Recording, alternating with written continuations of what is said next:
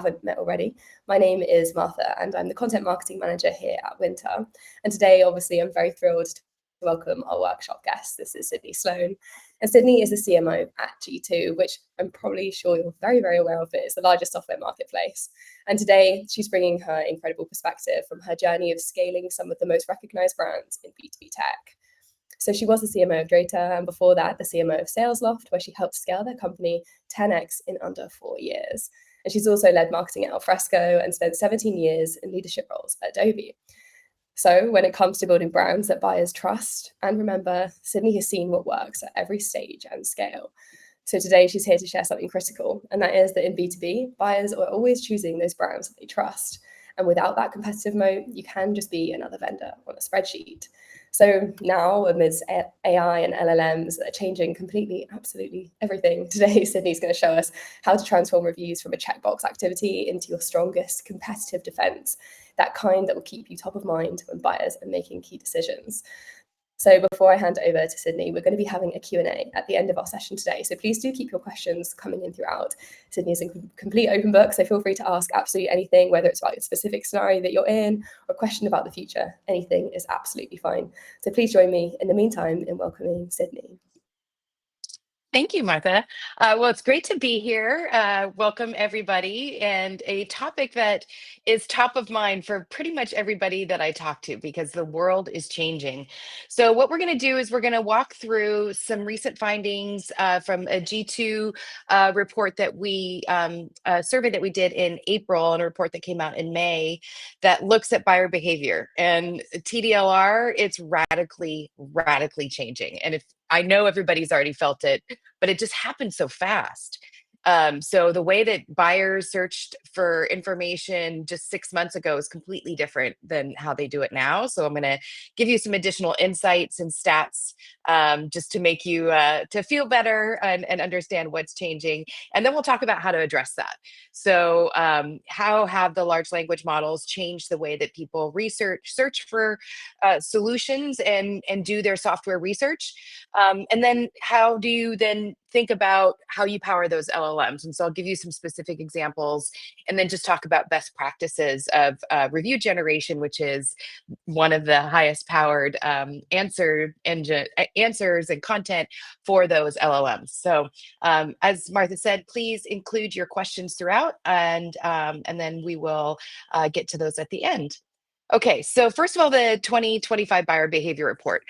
So what we did, we've been running this report every year, and we look at, how buyers are doing 3 things: how they're researching, their evaluation, and then what's influencing their decision and who's making the decision.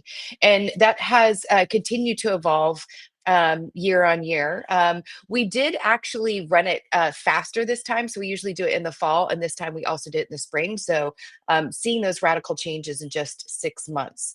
So here's the first finding that is shocking. And this is that it's changed. So now almost 80%, 4 out of 5 people are saying the AI search has changed how they conduct research. They are going to the LLMs. They are no longer going to Google. And the reason why is because it's more productive. So 30% of people say, I get better answers. I shrink the short list. And what's interesting too is the more and more that people use the LLMs, the more they begin to trust them.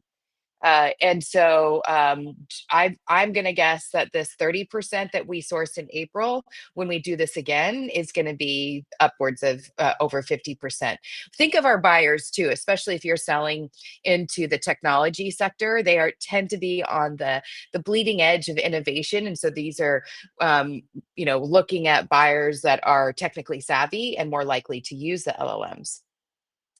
And so as we look at all the different sources, so not just the LLMs, but we gave a choice of top 10 sources of where they rely on search, you'll see that at different company sizes, the behavior changes.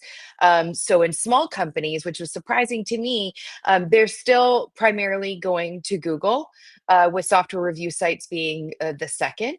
But then when you get into those mid-sized companies, you're seeing that start to balance out. And then when you get up to the enterprise, so 1,000 plus, the review sites and AI search are the top two.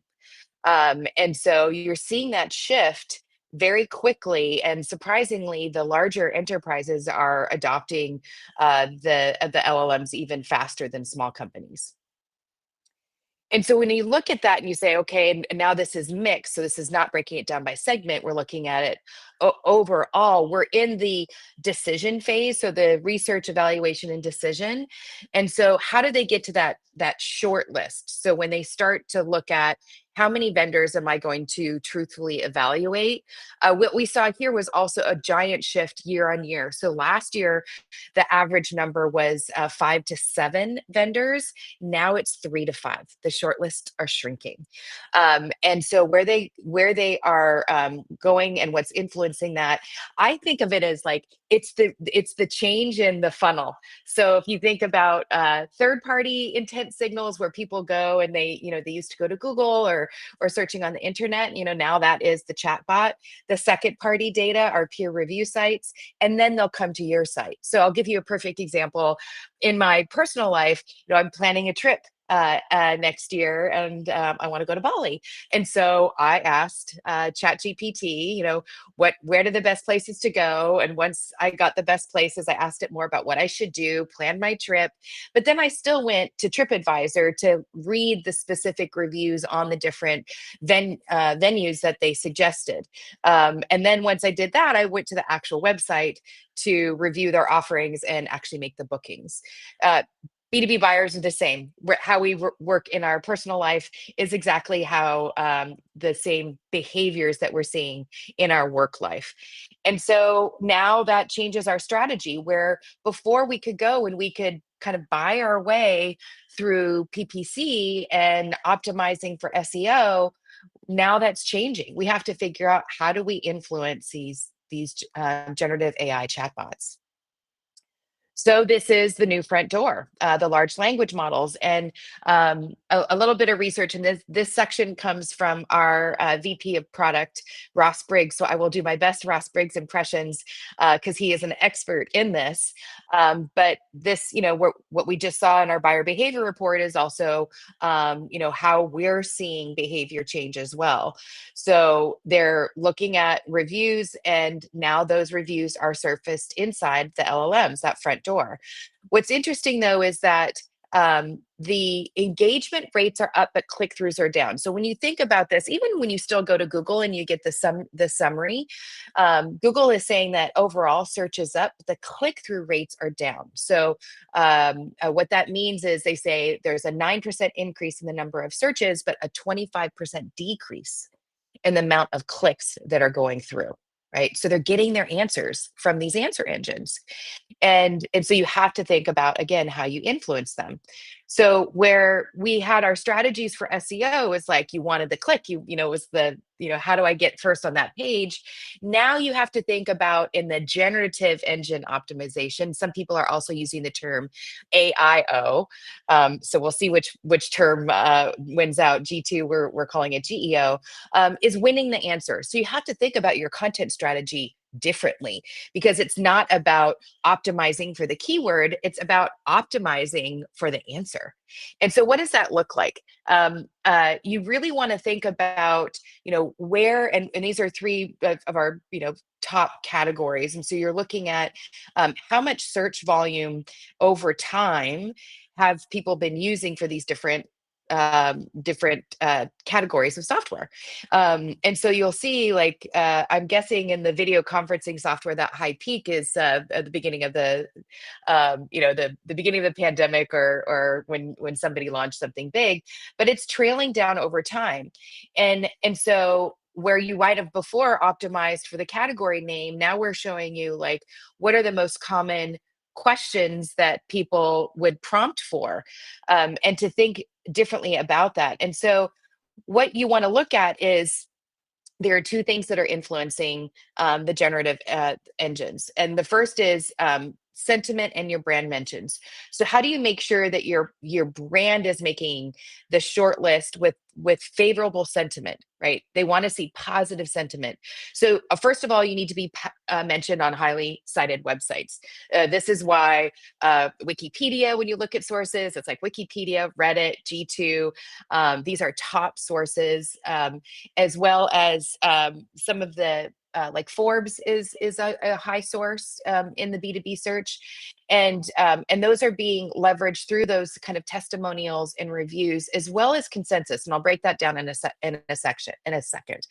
They also look at link citations. So you want to make sure that you go back and you make sure that your link strategy and your rankings in Google and Bing are still very strong, and then making sure that the citations and the data are aligned to the prompt strategy that that you identify. One of the things that you can also do, and this is a new category that's emerging, is how to think about where you're showing up in the LLMs. Here's what's different, right? Before, you used to be able to put your keywords in Google and you'd be able to see, where am I ranking? Am I on page 1? Am I at the top of the list? Right under the sponsored ads. And with the LLMs, it's different. If you have 3 people put the exact same prompt in 2 different LLMs, you'll get different answers. You can't replicate the behavior like you were able to do before just searching on Google. And so these GEO, these software providers, have built solutions that allow you to see when your brand is being cited. And then you can get that insight into what prompts they were using in order to get those citations and see where else is being cited. So your strategy of like, well, how do I then make sure I'm showing up in those places? So here's one of the insights, and this just happens to be the world that we live in, so it's topical answers. It's that reviews are what's ranking, and there's different types of things to think about in when you're setting up your G2 strategy as to which pages on G2 align to the buyer action. So if their questions are related to awareness level questions, that's where it's crawling our category pages, looking at alternative listings, and any content that you might input on those pages. So if you're setting up your page, you can upload media and it will look at that. When they get into the consideration questions, they're looking then at how are you setting up your product profile? What features are you including if people are asking to do like a comparison? The comparison pages, we've also just added competitive signals. And then the discussions and pro and con lists. Finally, when it comes down to the questions that they would ask around making a decision, I've come to this short list, should I pick this company or compare this capability to this capability, who does it better? That's when they're going to be looking at the individual reviews, and a lot of times the questions are around pricing. So that's kind of how our site and structure influences the types of questions that end users are asking based on where they are in their buying journey. So what does this end up turning up looking like? Okay, so we provided a couple of query questions that are typical, and we tested them in the different platforms. So these are just a few of them. We have lots of these examples. But someone might just go to ChatGPT and say, well, what are the best rated onboarding software for sales teams? And so you'll see that it provides an answer, and then it also is showing you what those sources are. And so you can see where G2 is sourcing, the best for the top features. It lists the user ratings as well. Another example would be in the consideration phase. So the question might be, what are the top pros and cons of the SolarWinds database observability capabilities? So now it's much more specific around a particular company and a particular product within that company's offerings. And so you'll see where it does a pro and a con list, it writes it out, and then if you say show your source, it's Perplexity shows the sources. And you can see that it's doing a combination of content from the company's website, because they specified which company they wanted to see, as well as pages off of G2. Here's another example. In the decision phase, someone asked, well, do you feel that SolarWinds observability provides good ROI and is scalable? You also might see questions like, is it good for my size company? Or I also use this other technology. Does it integrate well with that? So you're like really down in the weeds. And so you'll see here where it starts to look at feedback around what the reviewers are answering of, like, is it easy to use? What do you feel about the price? And is it provide you ROI? How fast is that ROI? So that is what it's pulling from for those types of questions. There's one other piece to this equation that is very important to understand. And this is that the LLMs also are looking for consensus signals. So when they're going out and they're searching across all the different websites, and you can see it, it's like, where it's going to Reddit, it's going to G2, it's going to all these different places, it wants to find consensus in the answers. And so one of the reasons that G2 performs so well is that we syndicate our reviews. And so what that means is like all of the reviews that get left for you on G2 also go to AWS Marketplace. They also go to the Microsoft Azure Marketplace. We're on like over 20 different marketplaces. Ramp is another one we just announced. And so when it's doing these searches, it's seeing the consistency in reviews. And so it's looking at that being, oh, okay, I've got consensus. Like this product does this thing. This is the consistent feedback that I'm seeing. And so it's great that that one review is actually powered to all these different platforms, and it's showing consensus. So that's why it's also ranking higher in the LLMs. So when we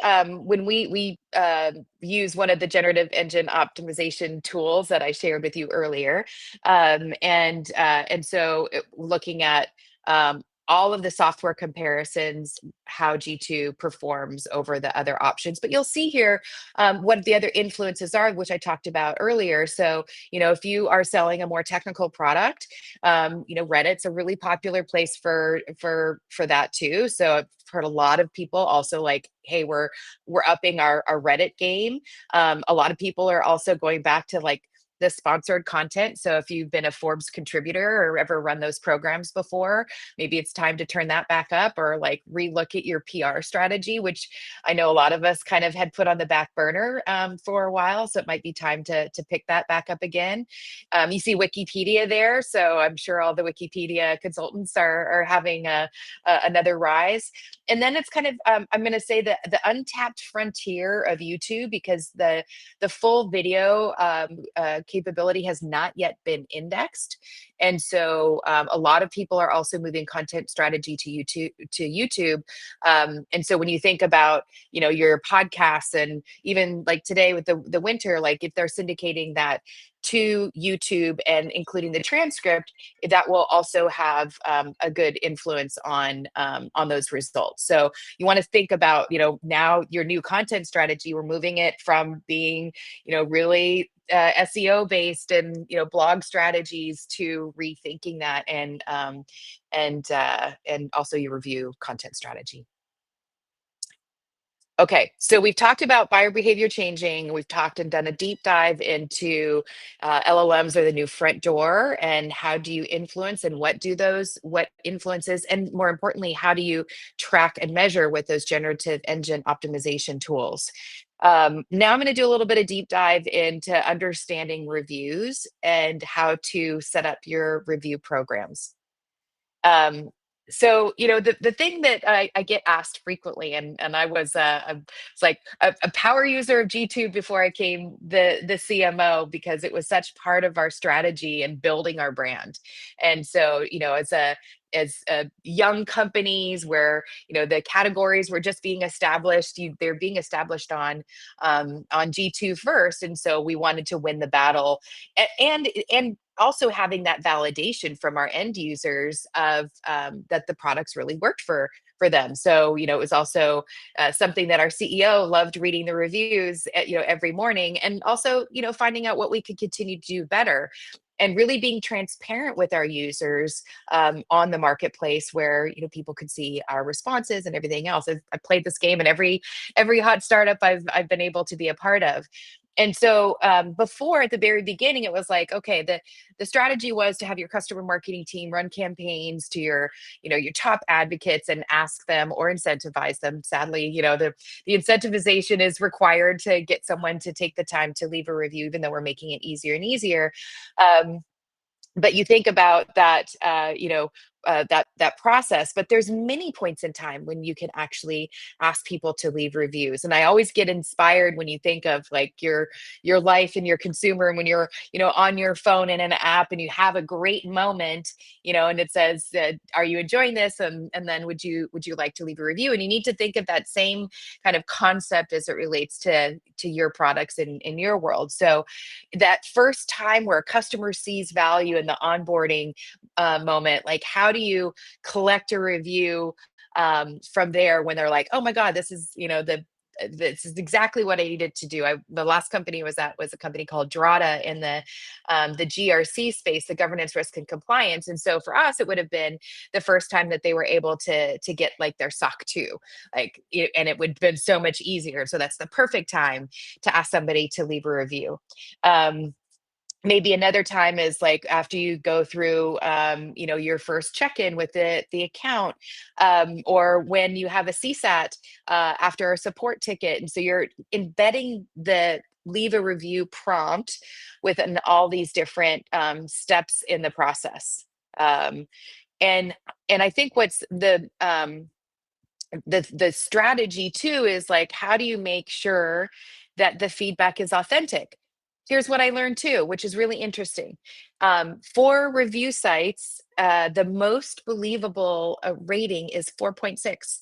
So for those companies that are like, I only want, I want a perfect 5-star, like actually that becomes almost unbelievable to folks. And so you don't want to say, oh, I'm only going to ask for reviews for, my promoters. If you're doing NPS, you want to automate your reviews and capture, because more volume is better, but then be responsive when people are maybe potentially giving you a little bit critical feedback. And that's great. That's voice of the customer. You don't only want to ask your advocates like we only used to do. We want to make sure that you're asking your end users. And so put that entire list of customers that reflects your entire customer base. You don't want to only ask for review after a customer renews. I just showed you that flywheel. You want to do it all the way throughout that. And I do also look at, when people are running campaigns, they run it once a quarter, like just right before the report is due. But the better strategy is the always on strategies. That's where we see the top performing companies. So it might look like something like this, where they're running the review campaigns that align with our report dates. You're capturing, this is another good one, capturing reviews at your events. And so we have a program that can do that. But also at that very top of the bar, the always on program. So if you don't have this or you weren't aware, I call this the easy button. And so in-app reviews. So in your product, in those areas of success, depending on what advocacy platform you're using, so these are the ones that we integrate with, you can connect G2 directly into, let's just say, Pendo, right? So if you have Pendo as your in-app communication platform, then you can connect the G2 review directly from that. There's 2 reasons why this is great. First of all, the customer is in-app, so they're already a verified user. Fun fact, a lot of people say, oh, these reviews aren't real. Oh, yes, they are. On average, about 25% of reviews are rejected. If we can't validate that the person is a real user, if they don't include a screenshot, of the application. If we feel that it's been overly prompted by AI, we're kind of tuning that dial, because I know everybody's using AI. And so, we really do try very hard to validate every review. If you're a customer marketing person that is in G2, you'll be able to see the reviews that are rejected. And if you believe that one shouldn't have been, you can contact us and we will investigate it further. But if you're leaving it from in-app, they're automatically authenticated because they're in your platform. So all those reviews automatically get accepted. The other thing that's nice about in-app reviews is they don't have to be incentivized. So it is a big cost saving. We see a lot more reviews coming through. Although we are adding that as a capability to add incentivization, currently you don't have to do that. And you don't have to in the future too, you can test it. Okay. And then the last is, if and we do this a lot more with the enterprise companies where it's like, hey, we don't have the time or the team to do this. So we do run a managed service. And so you provide us with your customer list, and then our team does the outreach and on your behalf. And so that's yet another way to run your review programs. Okay, so that was fast. Usually, maybe it's because I do questions and answers throughout. I did want to, if you click on this QR code, it will take you to my LinkedIn, where I do have a copy of the slide deck that you can download. So I just posted that this morning, so that's there for you. But I'm going to go ahead and open up the floor, ask Martha to come back and open up the floor for questions. Okay, perfect. Thank you ever so much, Sydney. Yeah, it was a fast one, but hopefully we've got a lot of questions coming through from everyone. So yeah, if anyone does have any questions about anything at any point from the whole entire presentation, please do chime in. I've got quite a few questions here, Sydney, that I'm kind of intrigued. Obviously, I'm probably in a different role of everyone else who's going to be listening in as I'm a content marketer, but I'm really interested in understanding a little bit more in terms of like what's influencing the LLMs. I know you spoke about the differing responses as well. Someone can write one thing and it's going to give three other things. How do brands track that? What does that look like? And is there anything that they can do to help manage this as well? Yes. Yep. So that's where the GEO, the generative engine optimization tools can really help. Let me actually go back to that slide really quick, because I think I had a QR code on that too, which takes you to the actual page. Sorry, tabbing. Yeah. There we go. Okay. So these are some of the tools. It's a hot new category. And so what's great about being able to use one of these tools, it will show you where your brand, first of all, is being referenced. So that gives you insight into like, okay, here's where it's being referenced. And then here's other places. So that will then help you understand, maybe, am I not yet, do I not have my Reddit game up yet? Or, maybe there's a expert influencer site that is having a lot of influence on your product or your brand, and so maybe you want to go do an influencer deal with that particular person. So if you can't see it, you don't know how to fix it. So like you have to do that investigation first to be able to figure that out, and then build your strategies around that. One other thing that I didn't share, which has been a recommendation, is in your content strategy, there's two things that I've heard people recommend that's worked for them. So the first is that when you look at your persona, before, when you were doing your content strategy, you were looking at, my keywords and how do I build strategies around getting the keyword rankings.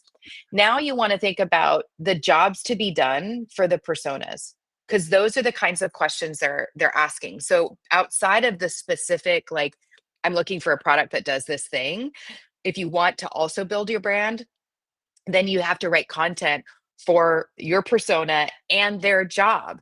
And so they might be asking a different question, like if you're an SDR, what's the best time to prospect? Maybe your product doesn't do that, but that's a key job to be done by an SDR. So you would want to write content around that particular area of their interest. So jobs to be done. The other thing that I really thought was super interesting, someone suggested, was to create one of your target personas as the LLMs themselves. Oh, So okay. and so like, we built Gemini gems for all of our personas. We test all our messaging against them. So also, like, try to see, like, okay, maybe I'll build a chat GPT persona, and therefore what do I need to feed it, and see how that also helps. So I haven't done the second one yet, Okay. but I just heard of it as a suggestion, and I was like, oh, that's a really interesting idea. So maybe if people do it, like, respond in my LinkedIn thread, and let me know how it goes, or if you have other ideas. Okay, perfect. And we've got a question here from Robert. I'm not sure if you can see this one on the screen as well, Sydney. Yeah. Robert's asking, would you recommend for awareness-based content, posing the blog or article as a question to help rank for LLMs as opposed to really targeting a keyword the traditional way? Yeah. So one of the content formats that's working really well. So user generated LLMs love user generated content. And the Mhm. reason they like that is because it's tokenized and it's specific, right? And it's in the voice of the customer. That's why all those reference sites are in there. So one of the best performing content types are listicles. And ideally that they're coming from a user or an influencer that has, like, has high credibility, authority. We're finding that those are performing kind of that's the best format right now, because it comes from an authority. It's written in, like, in direct, language and speak. Yeah. It's not like a fancy article. And we see those performing really well for all of them, including awareness. Yeah. Okay, perfect. Yeah, I can see Richard saying listicles will never die. I can relate. Okay, perfect. And I have a question Long here live the listicle. Yeah. in terms of authentic reviews, because I know that GT does a lot of heavy lifting on this, but I know you've got like a multi-defense kind of AI protected system in place in terms of AI generated reviews. Could Yep. you tell us a little bit about how that works on G2 side? And if there's anything that brands can do on their side too, because obviously you don't want to have loads of reviews, but people are obviously using AI in their day-to-day work as well. So how can brands kind of navigate that? And what does that look like at G2 and for everyone else? Yeah. So a year ago, we were rejecting AI reviews because we were afraid that people were just, like, using AI and, generating fake reviews. Well, now we know that that's not the case, and that people are using prompts. And so that's why, the screenshot of the application, and we still want to make sure it's in the voice of the customer. So there's things that we check for. Um, what can people do? There's some really interesting things going on in reviews these days. So one, and we just announced this. If you're using a customer advocacy platform, so like Dido or User Evidence or Base are the three that I remember top of mind. The customer interview that you do within those platforms will now generate a review that then the customer can approve or change or edit. So we are seeing where it's like, hey, you can start based on conversations. We're also working on this with Gong. So we'll review Gong calls, and it would this is coming up, so I'm kind of giving you a sneak peek on a new capability. But we're looking for new ways every day. So, like, it will take from a Gong call, it will write it out, like just how the Gong does a summary, and suggest a review that a person could leave. Another really cool thing that we've also done is AI interviews. So you can leave a voice review now. They're 3 times longer. So this is in beta. Mhm. Um, and so the AI interviews you. I don't know if any of you use the discussion kind of feature in GPT. I don't know what the actual feature is called, but that's how I work with GPT. So it's like, I'll just have a conversation with GPT, and she'll ask me questions. I made her British. I don't know why, but I enjoyed my conversation. And so we've also added that new capability for AI voice reviews. And so we're just trying to, like, continue to make it easier and easier for our customers to facilitate review capture in a modern way.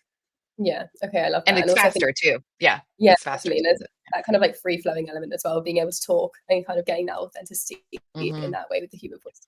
Okay, Exactly. amazing, exciting stuff. And I have a question too, in terms of like LLMs being the front door. I know you said consensus is really important. So imagining it saying, we're really good at X, and it treats that kind of as a really strong signal. If the reviews aren't saying the same thing in the same kind of way, and that consensus can get watered down, is there anything that brands can do to help get that consensus up? And is there anything that they can actually act on and do here? Or is it kind of just hope for the best? Yeah, the consensus is where it sees multiple sources saying similar things.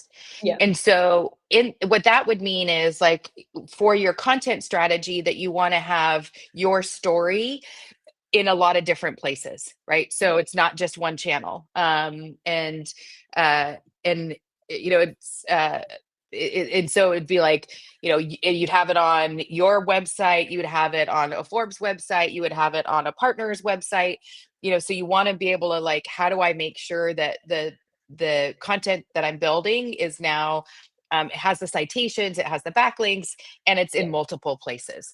Um, Hmm. the other side of that question, I think, was like, what happens if let's say my G2 reviews are great but my Reddit conversations are not. Yes. Yes. And so you'd be wanting to monitor that, and then Hmm. setting, how do you then set the strategy for, I need to improve Reddit, like how do I go do that, right? And so you might then again hire from influencers or have your evangelists like start to create conversations there, and pull people into those conversations that align to the message that you're hoping to have in market. And I know, that's something I've done in past lives where I've had more technical, some different personas just prefer to be on different platforms. So you have to think about that. The other thing that we're talking a lot about is this idea of your own owned audience. And so if you do have large communities, a lot of times people will kind of wall them off. And so it's like, oh, you have to log in to participate in this community. Well, you might want to rethink that. You might want to rethink which parts of those communities that you do want to open up so they can be crawled by the LLMs. Because again, that's user generated content, which they really love. And so, maybe certain areas, you still put behind a login, but certain areas that now you make public.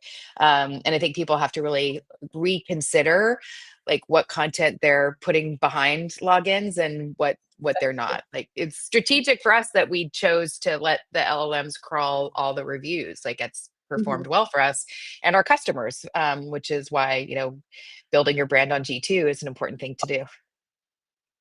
Yeah, definitely.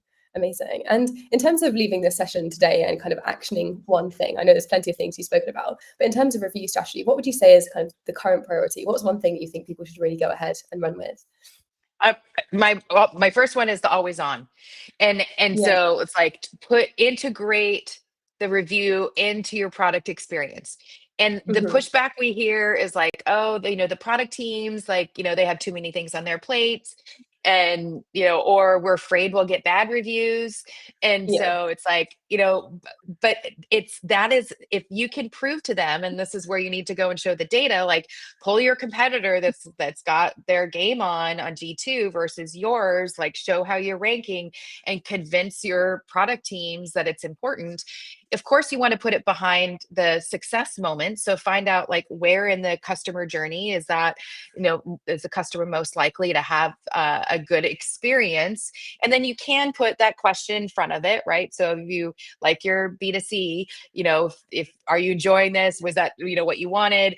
And if they say yes, then put them down the review path. If they say no, then capture that feedback, and Hmm. give it to your product team. So that is the winning strategy, is the always on.